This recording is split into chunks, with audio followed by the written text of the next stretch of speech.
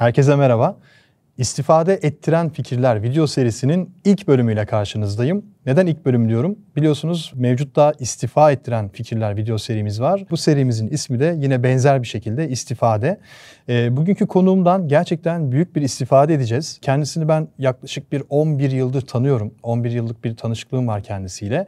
Ve birçok girişimcinin yakından da tanıdığını düşünüyorum. Milyonlarca kişiye erişen ve gerçekten de yaptığı işlerle de bana göre Türkiye'deki en başarılı girişimcilerin başında geliyor. Kaan Gülten.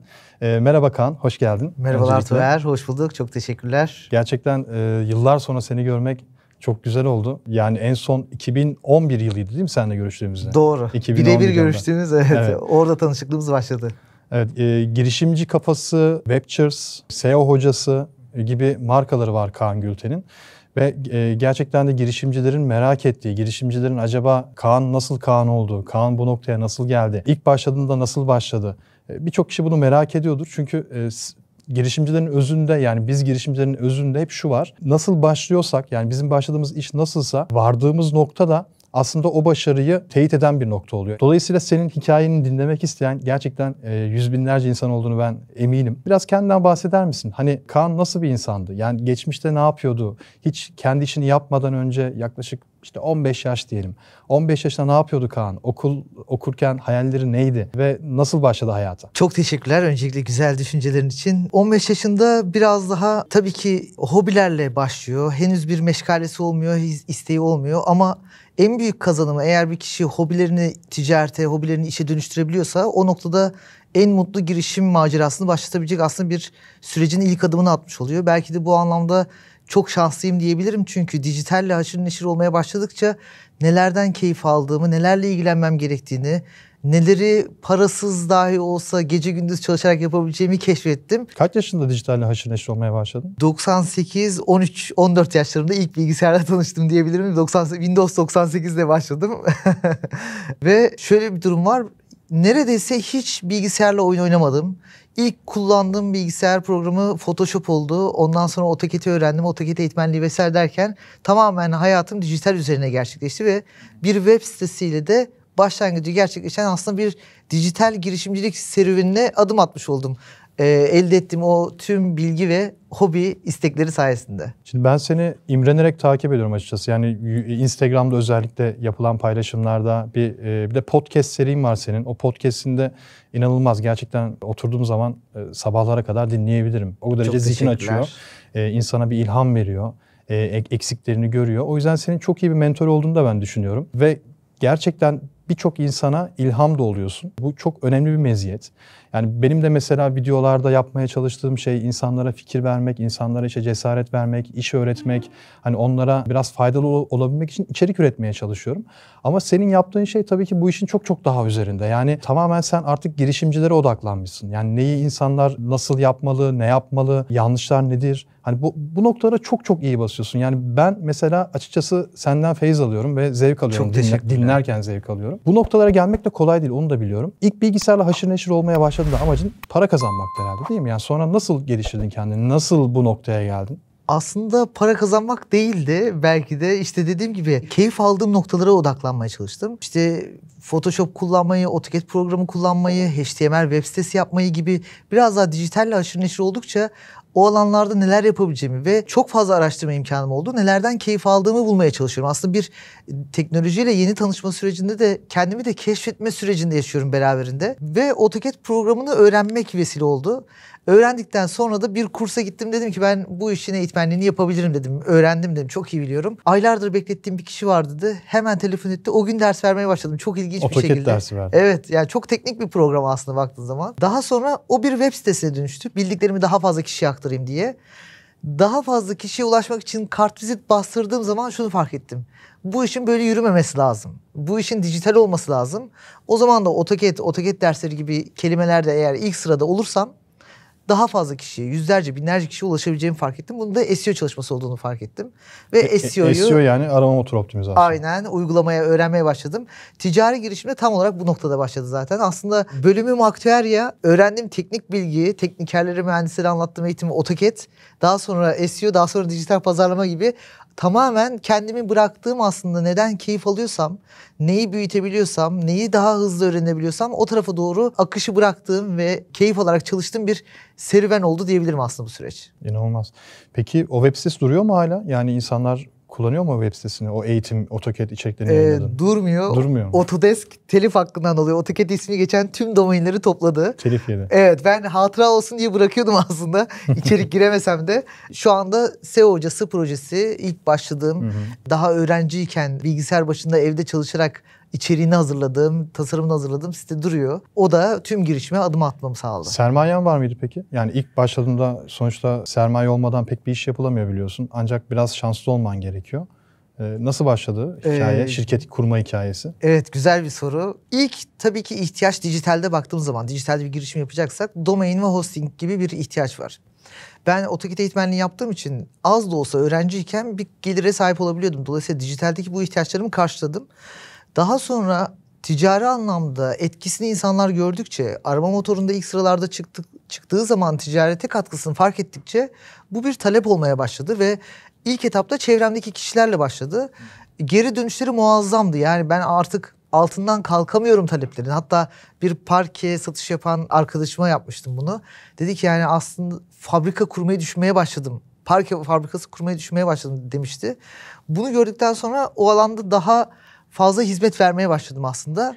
Freelance olarak ilk hizmetleri verdikten sonra 7.000 liralık bir sermaye birikimi oldu. Onunla da şirketi kurdum. Kendi sermayeni kendin biriktirdin yani. Evet. Güzel. Şimdi arama motoru optimizasyonu gerçekten önemli bir detay. Çünkü bugün bile yani hala biz e-ticaret yapan insanlar da aynı şeyi yaşıyor. Arama motoruna bir kelime yazıldığı zaman o kelimede ilk sayfada çıkmak, yani tepelerde çıkmak inanılmaz bir trafik ve müşteri getiriyor. Yani bu çok büyük bir sektör zaten. Bunu bilmeyen yoktur. O yüzden yaptığınız işin çok değerli olmasının farkına varıldığı zamanlar o zamanlardı değil mi? Yani sonuçta insanlar bunu fark ediyor. Ya işte ben parke yapıyorum. İşte parke fabrikası kuracağım sayende. Çok fazla sipariş alıyorum. Çok fazla trafik alıyorum diyor. Peki bu sermayeyi topladın. 7.000 TL sermayen var. İlk aklına ne geldi? Yani mesela ben kaç yaşındaydın o zaman? 18-19? Çok Yok. küçük müydün? Daha mı küçüktün? Daha fazlaydım. 26 yaşındaydım. 26. Evet. Yani Şirketi şimdi, kurduğum zaman. O zamanlarda bile yani sonuçta insanın eline, hani biz genciz sonuçta, elimize biraz para geldiği zaman o yaşlarda hani ilk ne düşünürüz? Ya bilgisayar mı alsam, işte bir telefon mu alsam, onu mu yapsam, bunu mu yapsam, böyle hep fikirler gelir, farklı şeyler gelir insanların aklına. İlk o parayı şu anki Webchers'ın, yani şu anki kurduğun şirket ve şu anki pozisyonu çok iyi bildiğim için ben bu soruyu soruyorum. İlk o parayı nasıl bir hamleyle değerlendirdin ki bugün bu başarıya ulaştın? Yani doğru yaptığım hamle şuydu dediğin ne var? Tabii bir girişimde bulunmak ciddi risk alınması gereken bir adım. Ama o adımı attıktan sonra tabii ki çok fazla tereddüt ettiğim konu oldu. Adım atıp atmamaya çok fazla karar vermede çekindiğim nokta oldu. Ama adımı attıktan sonra tabii ki bunu arkasını güçlendiren bazı unsurlar vardı. İşte öncesinde bir web sitesinin olması, bir trafik akışının olması, o konuyla ilgili sürekli bilgi yayınlamış olmam, bir talebin oluşması, müşteri kitlesinin bilinçlenmiş olması ve İlk etapta aslında siteyi ticarete başlamadan önce bir kitap yazmıştım. Bu kitabın bilinirliği çok daha fazla taleplerin artmasını sağladı. Evet. Dolayısıyla bu tam anlamıyla riski azalttı. Aslında belki de bu kadar girişken, bu kadar cesur adım atan birisi olamayacaktım.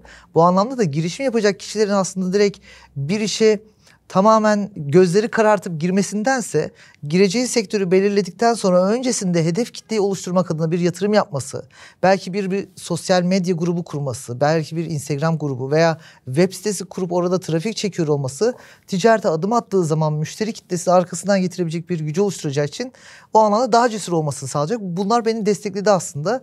Dolayısıyla 7.000 lira sermayeyle sadece şirketin maliyetlerini karşılayacak bir adım olsa da sonrasındaki birkaç müşteri ki ilk tanıştığımız zamanlarda seninle çok daha hızlı büyümemizi sağladı. İlk zamanlarınız, seninle ilk tanışımız o 2011 zamanıydı değil mi? Evet. İlk Webchers'ın şirketinin, şu anki şirketinin ilk adımları o zamanlarda. Evet. 2011. Bizim ikinci veya üçüncü müşterimiz olabilirsiniz. Öyle söyleyeyim. Sermayeyi biz mi verdik yoksa? Şunu da kesinlikle öyle. Şöyle söyleyeyim. Aslında girişimciler şu anda iş dünyasına gireceği zaman, bir girişim yapacağı zaman direkt yatırım arayışına giriyorlar. Bu inanılmaz, bence yanlış bir süreç. Çünkü yatırım bulmak aşılması gereken çok büyük bir dağ gibidir.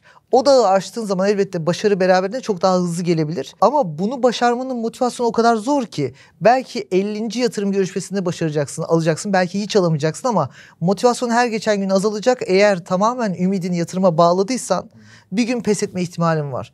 Ama eğer müşteriyi yatırımcı görürsen, her sattığın işteki geliri şirkete daha fazla yatıracak, daha fazla şirketin büyümesini sağlayacak şekilde bir sermaye olarak görürsen o zaman çok daha ölçekli büyüyebiliyorsun. Ki zaten hani yurt dışında finans yönetimi de bu noktada çok önemli olduğu için yurt dışında genelde bir milli piyango çıktığı zaman parayı direkt vermezler. 10 parçaya, 100 parçaya, 100 aya bölerek verirler. Yani 1 milyon aldıysan 10 bin alırsın mesela. Bu aslında o kişinin finans yönetimi olmadan çok büyük bir kriz yaşamaması için kontrollü harcamasını, kontrollü kazanım sağlamasına yol açar. Bu noktada da belki yatırım, finans yönetimi olmayan, o parayı nasıl kullanabileceğini bilmeyen kişilerin tökezlememesi adına da müşterilerin artan düzenli gelirlerini düzenli harcayacak kanalları oluşturarak yönetmesi adına son derece önemli. Bu anlamda ben sizi de aslında ilk yatırımcılarımız gibi görüyorum. O dönemki anlaşmamız inanılmaz önemli. Girişimlerin yatırımdan önce müşteri odaklanmasında fayda var bence. Ya inanılmaz, yani açıkçası hiç aklıma gelmezdi. Yani müşteriyi bir yatırımcı gibi görmek, aslında ondan kazandığın parayı hani içeride nasıl değerlendiririm, işte nasıl potansiyel bir sonraki işlerime fayda sağlar hale getiririm düşüncesi inanılmaz, çok güzel bir düşünce. Kısa bir hikayemizi anlatacağım ben Kaan'la. 2011 yılında çalıştığımız şirketin işte arama motoru optimizasyon hizmetine ihtiyacı vardı. Ben de tabii Kaan'ı tanıyorum o zaman. İşte r10.net diye bir web sitesinde sürekli iş yapıyorduk kendisiyle. O zaman tabii profesyonel değildi. Hani profesyonel değil derken kurumsal bir yapıda değildi. Evet. Bireysel olarak hizmet veriyordu. Sonra dedim ki ya Kaan sen gel bizim şirkete, yani bu şirkete bu hizmeti ver. Tamam veririz. Bir toplantıya çağırdık. Geldi toplantıya. Orada konuştuk vesaire. En son anlaştık. Bir fatura kesti. Şirkete fatura geldi. İşte bir tane kağıt. Böyle serbest meslek makbuzu gibi. Üzerine logo vesaire hiçbir şey yok. Şirketin web çalıştı o zaman tabii ama yeni kurulmuştu tabii. Aynen. Fatura böyle elle kesilmiş böyle şeydi. İmza var, kaşe var neyse. Bizim yöneticimiz dedi ki üstümüz. Ya Tuğer sen bu adamı bize getirdin ama verdiği faturaya baksana bir garip abi dedi. Hani taksi fişi gibi dedi. Ben dedi. Nasıl güveneceğim dedi. Yani yanlış olmasın dedi. Şey yapıyoruz yani SEO, optimizasyon hani teknik işler yapacağız dedi. Faturayı elle kesmişler dedi. Ben de şey dedim tabii korumam da gerekiyor. Çünkü senin ne kadar iyi olduğunu biliyorum o dönemde. Abi dedim sen şey yapma hani iyi firma ben kefilim problem olmaz. Fatura konusunda uyarırım dedim. Ondan sonra hatta uyardım. Sonraki faturanıza dijital bilgisayarda basılı işte Webchers logolu falan geldi. O da aslında sizin ilk böyle başladığınız ilk zamanların bir tanığıydım aslında ben. Orada o anınıza tanık oldum. O da benim için bir gurur aslında. Süper. O faturayı gören nadir kişilerden birisi. Aynen öyle. Bu geri bildirim nasıl bir ufuk açtı biz de anlatamam sana. Dolayısıyla hani müşterinin de kalitelisi, müşterinin niteliklisi, işi bileni de aslında bir nevi mentor olmaya da başlıyor. Şimdi o geri bildirimden sonra biz tabii ki dijitale döndük. Faturayı kendi tasarımımızla basmaya başladık. O zaman e-fatura yoktu. Ve ondan sonra şöyle bir sürece girdik. Dedik ki matbaadan bir kağıt kartelesi alalım. Örneklerini alalım. En kalitelisi, en dokusu, kumaşı en iyi olan, en kalını hangisi ona bastıralım. Faturayı gönderdiğimiz muhasebe departmanları hayran kalıyordu. O kadar güzel kaliteli bir kağıda baskı yapıyorduk ve çok kalındı. Bir süre sonra faturanın yanına Webchers logolu şeker göndermeye başladık. Şekerin maliyeti paketle 1 lira 1,5 lira belki ama karşı taraf 750 lira 1000 liralık hizmet alıyor, ödemesini yapıyor ve diyor ki kargonun yanında gelen şeker, faturanın yanında gelen şeker çok nazik, çok teşekkür ederiz düşünceniz için. Yani baktığın zaman o ince detayların ne kadar aslında önemli olduğunu gösteriyor. Bu bize birçok sonraki aşamalarda aslında ışık açan bir şey oldu. Ben seninle iş süreçlerini, toplantı konuşmasını da birçok yerde örnek veriyorum. Neden örnek veriyorum? Konuşmamızda şunu sormuştun. Biz uluslararası taşımacılıkta gelebilir miyiz? İlk sıraya gelebilir miyiz? Geliriz ama yaklaşık şu kadar sürede. Havayolu taşımacılığı, tren yolu taşımacılığı geliriz şu kadar.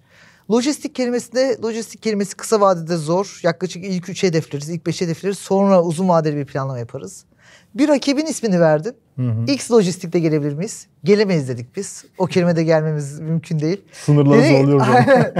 Şunu söylemiştin. Bunu kime sorsam geliriz dedik. Dediler sen gelemeyiz dediğin için sizinle çalışıyoruz demiştin. Evet. O anlamda işi bilenin de işi verenin de aslında işi bilmesinin ne kadar önemli olduğu hem çalıştığı şirketi hem çalıştığı ajans açısından bizzat yolun başındayken deneyimlemiş oldum. Bunu da genelde anlatırım, örneği veririm. İnanılmaz. Yani zaten yaptığınız işin üst üstüne yok. Yani arama motoru optimizasyonu bu e-ticarette de çok önemli. Amazon'da mesela biz satış yaparken en çok düşündüğümüz şey insanlar bu anahtar kelimeyi aratıyor mu? Kaç kişi aratıyor? 100.000 kişi aratıyor. Ben bu anahtar kelimede işte kaçıncı sayfaya gelebilirim? İşte 2. sayfadayım, 1'e gelebilir miyim? İşte 50. sıradayım, 30. sıraya gelebilir miyim? Biz de hep buna kafa patlatıyoruz. Bizim de yaptığımız iş bu aslında. Hani benzer noktaları olduğu için aslında çok değerli benim için. Amazon olmasa bile e-ticaret tarafında bu tarz girişimleriniz, bu tarz projeleriniz, yaptığınız işler var mı? Tabii zaten aslında SEO'nun, arama motoru optimizasyonunun ilk girdiğimiz yıllarda başlangıç süreci insanların ihtiyaçlarını doğru kaynaklardan bulması, ihtiyaçlarının ne olduğuna karar vermesi, yani aslında e-ticareti veya dijitalden satışı desteklemek değil, daha çok araştırma sürecindeki karar mekanizmalarını etkilemek üzerineydi. Markaların kendi ürünlerini daha fazla göstererek araştırdıkları zaman benim ürünlerimin de farkına varsındı. Dolayısıyla çok fazla dijitalden satış olan bir süreç yoktu. Belki bir fiziksel bir ürün alacak ama gitmeden önce dijitalde araştırarak karar verip fizikselden alıyordu. Baktığımız zaman dijital alışkanlıkların giderek artması, özellikle pandeminin bunu peak yaptırması, bu anlamda her sektörden hem dijitale yatırım yapma, dijitale girme, hem de her yaş grubundan dijital süreçleri deneyimleme noktasında inanılmaz bir sektörü büyüttü. Bu anlamda her sektörden, yani aklımıza gelmeyecek önceden belki yüksek tutarlı ürünleri, pırlanta sektörü, mobilya sektörü, bunlar daha çok yerinde. Hani tutar arttıkça insanların daha fiziksel satın alma eğilimi gösterdiği bir süreç vardı. Bunların tamamı bile dijitale kaydı. Tamamı bile dijitalden sipariş verilebilir seviyeye geldi. Dolayısıyla e-ticaret de bundan aslında en hızlı etkilenen sektörlerden birisi. Tabii burada birçok dinamik var. Baktığımız zaman e-ticareti domine eden pazar yerleri de var. Amazon'da aslında bunlardan bir tanesi global açıdan baktığımızda. Kullanıcı alışkanlıklarının bu kadar artması, talebin bu kadar artması da kendi içinde bir arama motoru optimizasyonu sürecini de beraberinde getirdi. Dolayısıyla Amazon SEO, senin de söylediğin gibi, belki Trendyol SEO, hepsi burada SEO gibi içerideki mağazaların kendini daha ön planda gösterme istekleri de doğuyor. Farklı talepler de doğuyor. Kullanıcı alışkanlıklarını takip etmek, bu noktada önemli, trendleri takip etmek son derece önemli. Peki şey diyeceğim, şimdi ben mesela size müşteriyim, geldim dedim ki ben ayakkabı satıyorum, erkek ayakkabısı. Trendyol'da satıyorum, hepsi burada.com'da satıyorum. İşte Amazon, nerede sattığım önemi yok. İnternette satıyorum ve o benim web sitem değil sonuçta. Başkasının bir web sitesi, yani Trendyol başka bir platform ve ben o platformun içerisinde bir satıcıyım. Google arama motorunda ben yeşil ayakkabı yazdığı zaman ilk sayfada gelmek istiyorum. Bunun için ne gerekiyorsa yaparım. Ne gerekiyorsa bunun maliyetine katlanırım dedim diyelim ki. Böyle müşteri geliyor mu? Geldiği zaman nasıl bir hizmet veriliyor? Bunu Trendyol özelinde mi yoksa Trendyol. kendi web sitesiyle mi? Yok, Trendyol üzerinde söylüyorum. Yani kendi web sitesi değil. Farklı bir marketplace var çünkü. Şu anda bununla ilgili hizmet vermiyoruz. Bununla ilgili algoritma test ediyoruz ama doğrudan Trendyol üzerine veya pazar yerleri üzerine bir SEO hizmetimiz yok. Ama bunlar da gelecek, gelişecek. Tabii ki şu var, biraz da markaların ne kadar uzun vadeli pazar yerlerinde olması gerektiğine de karar vermemiz gerekiyor. Veya Google algoritmalarının ne kadar pazar yerlerini bu şekilde otoriter kabul edeceğine de bakmamız gerekiyor. Çünkü geçmişte Google algoritmalarını değiştirerek şöyle bir karara vardı. Eğer bir e-ticaret sitesi tüm ürünleri, kategorileri kitap üzerine ise kitapla ilgili aramalarda ben bu dikey e-ticaret sitesini çıkarırım, pazar yerlerini ikinci plana bırakırım dedi. O zaman baktığımız zaman e-ticaret siteleri için inanılmaz bir fırsat doğmaya başladı. Ama daha sonra Google'un biraz daha kullanıcı deneyimine, kullanıcı kalitesine ve güvenli e-ticarete önem verdiğini görmeye başladığımız zaman dedi ki ben tekrar her e-ticaret sitesine güvenemeyebilirim. Süreçler sıkıntılı olabilir. Tekrar pazar yerlerindeki ilgili kategorileri getireyim demeye başladı. Dolayısıyla o noktada algoritmayı belki birkaç ay sonra tekrar eski haline aldığı gibi bir süreç var. Tamamen bunlar da, pazar dinamikleri de, satıcıların ne kadar uzun vadeli markayı nerede konumlandırmak istediğine bağlı olarak strateji çok fazla değişiyor. Ama elbette Amazon'un kendi içerisinde, Trendyol'un kendi içerisindeki arama trafiği önemli olduğu kadar bu siteler içerisindeki ürünlerin de Google ve diğer kaynaklardan çekeceği trafik de çok önemli. Dediğin gibi şunu yapabiliriz. Bir ürünü Trendyol'da arandığı zaman Google'da öncelikli çıkar. Ama kendi içerisindeki algoritmada biraz daha zaman gerekecek bunu çözmemiz için. Mesela biz bir müşterimizde şunu yaptık. Kendisi Amazon'da satış yapıyor. Bir tane web sitesi, Shopify'da web sitesi açtık. Tabii Shopify'da müşteri geldiği zaman sepete at ya da işte buy now butonuna bastığı zaman, satın al butonuna bastığı zaman Amazon'a yönleniyor müşteri. Yani direkt olarak web sitesinden siparişi bitirmiyor. Amazon'a yönleniyor. Çünkü amacımız Amazon'a yönlenmesiydi gelen müşterinin. Ve mesela şöyle bir şey düşünüyorum. Tabii yanlışsam beni düzelt. Bu tarz web sayfalarını, yani marketplace'lerin, yani pazar yerlerinin haricinde bir web sayfası yaparak, bir landing page, bir ara sayfa yaparak Google'da yükselmek daha kolay ve bu sayede hani marketplace'teki, pazar yerlerindeki web sayfalarına da trafik çekilebilir diye düşünüyorum. Kesinlikle yani öyle. Hiç böyle bir şey yaptınız bilmiyorum ama bu bayağı parlak bir fikir şu sırada. Kesinlikle öyle. Bunu birçok sektörde, birçok açıdan aslında uyguluyoruz. Mesela mobil uygulama için aynısını söyleyebiliriz. YouTube videoları için aynısını söyleyebiliriz. Çünkü YouTube videolarında kendi içerisindeki algoritma kadar bir de web sitelerinin çıkan içeriklerinde o YouTube videosunun embed edilmesi olayı var ki bu da ekstra destekleyen konular. Dolayısıyla bir pazar yerindeki ürünü veya mağazayı harici unsurlarla ne kadar destekleyebiliyorsanız oradaki rekabeti o kadar güçlendirebiliyorsunuz. Aynı şekilde mobil uygulamalarda da benzer bir strateji var. Mobil uygulama reklamları ile kullanıcıya ulaşma ve erişim inanılmaz maliyet. Yani belki indirime başı 10, 15, 20 liralara kadar çıkabilen bir maliyete ulaşıyoruz. Tabii sektörel olarak değişkenlik gösteriyor. Bu anlamda ziyaretçiyi mobil uygulama reklamıyla hedeflemek yerine ziyaretçinin web davranışları üzerinden bir landing page'e trafik çekerek oradan uygulamaya yönlendirmek çok çok düşük maliyetli bir kazanım sağlıyor. Bu bilinen bir şey mi yoksa sizin uyguladığınız bir şey mi? Uyguladığımız bir şey ama uygulayanlar vardır belki de. Güzel taktikmiş yani. Evet, maliyetleri bu anlamda bayağı düşürüyoruz biz. Kesinlikle evet. Ama sen de benzer bir strateji e-ticarette yapıyorsun. Benim kafamda şu an farklı şimşekler çaktı şu an düşünüyorum. Güzel yani bayağı iyi fikir. Böyle başka fikirler varsa alalım yani. İstiyor insanlar. Şu an kitabı açarak direkt söyleyemem belki ama akış içerisinde aklıma geldikçe paylaşırım. Kitap demişken cidden kitabını yazmış bir insan. Yani kitabı var. Yani cidden kitabı var. Yani Google'a Kaan Gülten yazın. SEO üzerine, arama motoru üzerine. Hani kitabını yazmış deyimi tam oturan bir kişilik bana göre. Çok gerçekten muazzam ya, inanılmaz. Yani biz çünkü e-ticarette özellikle biz ürün geliştirirken, işte çok satmaya çalışırken daha fazla ne yaparız? Daha farklı ne yaparız? Hep bunu düşünüyoruz mesela. Yani o yüzden senin fikirlerin burada bizim için çok kıymetli, çok önemli. Hani bunu tabii ki insanlar gelip bir hizmet, bir ücretli bir hizmet olarak da satın alabilirler. Ya da işte burada dinleyerek, ya benim şu an kafamda şimşekler çaktığı gibi birisi der ki, ben de şunu yaparım, ben de şuradan şunu çıkartırım. İşte bak işte uygulama dedi, web sitesinden dedi, trafik dedi, ucuz oluyor dedi falan. Evet. Herkes bir şey bulur oradan bence kendisine. Aynen. Yani herkes bir şeyler çıkartabilir bence. Onun haricinde şey soracağım. Mesela sizin farklı bir konu tabii ki. Girişimci kafası.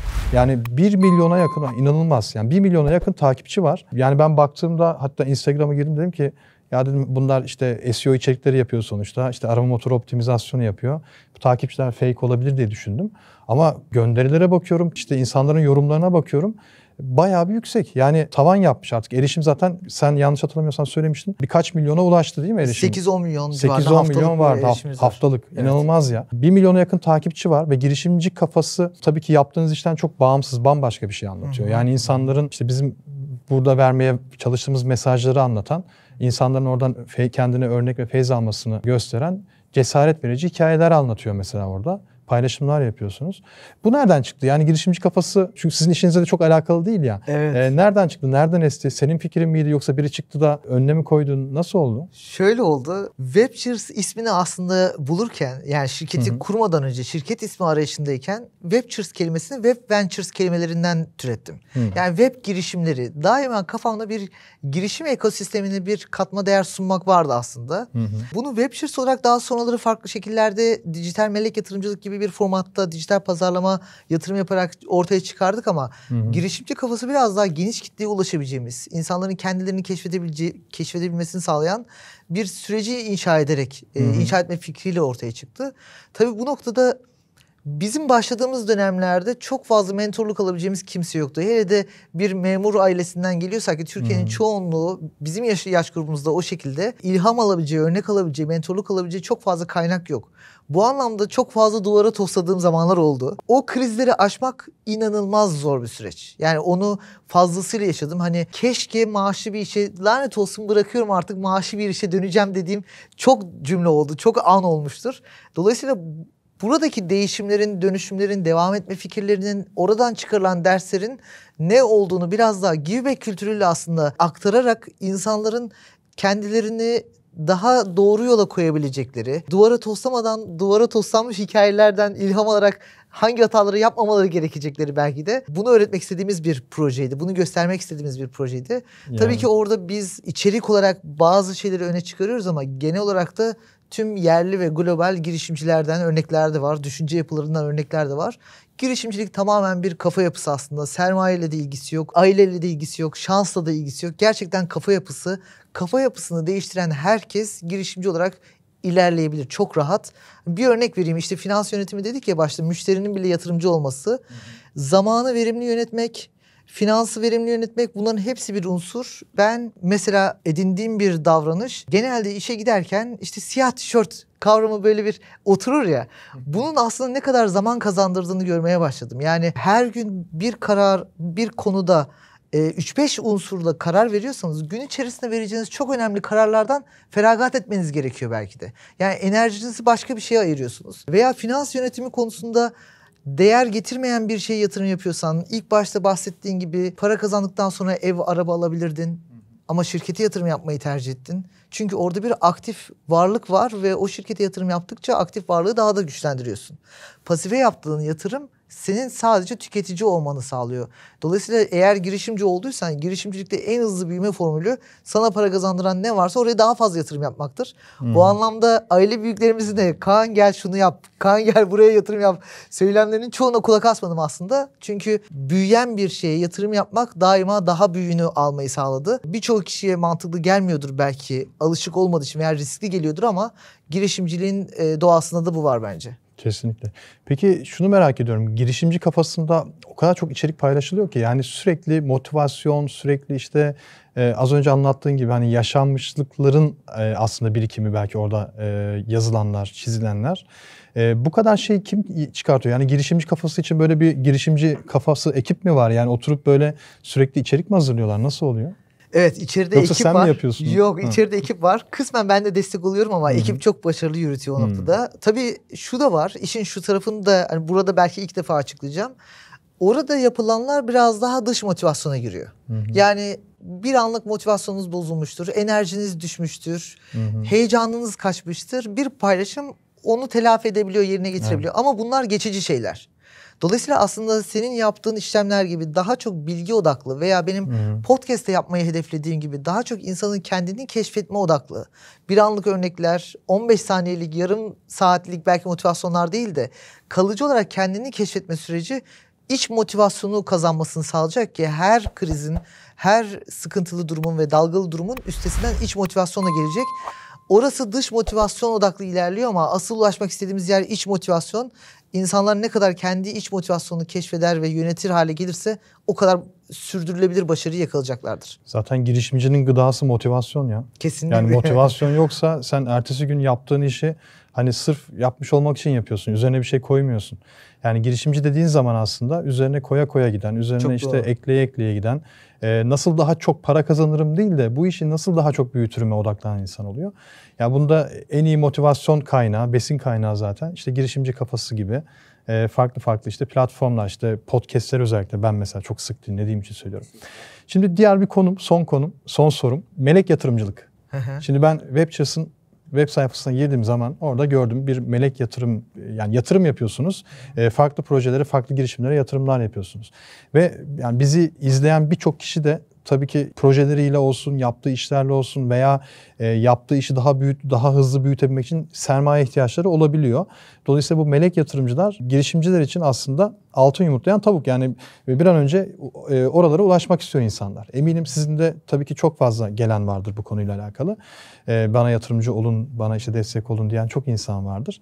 Nedir bu melek yatırımcılık? Yaptığınız iş nedir? Yani insanlar proje mi üretiyorsunuz? İnsanların yaptığı projelere yatırım mı yapıyorsunuz? Yoksa daha başka bir şey mi? Aslında bizim melek yatırımcılık formatı diğer tüm melek yatırımcılıktan inanılmaz farklı. Dijital melek yatırımcılık olarak adlandırıyoruz bunu. Evet. Başta da söylediğim gibi yatırımla büyüme hevesi olmamasını istiyoruz insanların. Burada ana motivasyonumuz da bu aslında. Bunu sağlayacak da bazı argümanlar var. İşte bir ürünün pazara hazır olması, ürünün satışa hazır olması gibi unsurları yerine getirmiş olması gerekiyor buraya seçilebilmesi için. Ürün mü olması gerekiyor sadece? Ürün veya hizmet. Yani pazarlanabilir bir halde olması gerekiyor. Sadece fikir aşamasındakilerin o sürece dahil edemiyoruz. Çünkü bizim yaptığımız yatırım tamamen dijital pazarlamasını üstlenmek. Dijital pazarlamasına yatırım yapmak. Oraya bütçe ayırmasını sağlamak. Ve aslında asıl sıkıntının da benim mentorluk yaptığım birkaç oluşumda işte İTÜ Çekirdek, Girişim Savaşçısı, School, Türk Telekom Pilot gibi projelerde kuluçka merkezlerinde mentorluk yapıyorum. Oradaki en büyük sıkıntı şu: şahane ekipler var, şahane insanlar var, şahane fikirler var. Tasarımcısı, yazılımcısı, tüm ekip inanılmaz bilgi ve deneyimli. Ama buradaki bir değeri eğer parlatamıyorsak, Türkiye'nin en zeki insanı 4 duvar içerisinde bir köyde yaşıyorsa onu bir şekilde ortaya çıkaramıyorsak, onun bir anlamı çok fazla olmuyor başka insanlar açısından ve kendisi açısından da. Dolayısıyla değerin ortaya çıkmasını en hızlandıran konu, en hızlı arttıran konu pazarlama. Biz de bu noktada fikrin sadece masada kalmaması, ekibin sadece o odada durmaması adına pazarlaması açısından nasıl büyüyebileceğini söylemek istiyoruz. Ki zaten baktığımız zaman Steve Jobs, Bill Gates, Elon Musk, bunlar yaptığı işlerden çok kişilik olarak pazarlama anlamında vitrinde duran insanlar. Dolayısıyla hiçbiri belki teknik anlamda kalkıp da arka tarafta operasyonu yürütebilecek birikimde, donanımda olmayabilir. Ama tüm girişimlerinin influencer olarak sahnede yer alıyorlar aslında. Dolayısıyla pazarlamanın bir girişimi sürdürülebilir nasıl büyütebileceğini herkesin anlamasını istiyoruz. O noktada yatırım yapıyoruz. Yani kalkıp da sana şu kadar para değil, bu parayı pazarlama bütçesi olarak ayıracaksın. Şu alanlarda kullanacaksın gibi. Zaten bunu yaparak başta da konuştuğumuz gibi müşteriye ulaşıyorsa, müşteriye satış yapıyorsan, müşteri memnun kalıyorsa zaten asıl yatırımı o zaman aldın demektir. O zaman büyüyebilirsin. Bu noktada da hiçbir şekilde hisse talep etmiyoruz zaten bu yatırımcılık metodunda. Onun da sebebi buradan başarı hikayeleri çıkarabilmek. Başarı hikayesini paylaşmak bizim için en büyük motivasyon. Yani hibe yatırım gibi bir şey oluyor o zaman. Aynen öyle. Yani siz o başarılı olsun, bizim için bir hikaye çıksın ortaya. Kesinlikle. Bir başarı ortaya çıksın. Biz yatırım yapalım. Evet. İnanılmaz güzel. Yani bilginiz olsun, hani Webchers.com hemen aşağıda melek yatırımcılık değil mi? Ona tıklıyoruz. Evet. Oradan formu doldurup ulaşırız. Yani bu çok güzel. Gerçekten tebrik ederim. Edindiğiniz misyon inanılmaz. Yani burada hem Türkiye ekonomisine destek olan bir fayda var aslında baktığın zaman. Fikri olan, işte yaptığı fikri hayata geçirip pazarlaması noktasına ihtiyacı olan insanlara melek yatırımcı olmak ve hibe yatırımcısı olmak. Herkesin yapmayacağı bir iş gerçekten de. Tebrik ederim. Çok teşekkür ederim.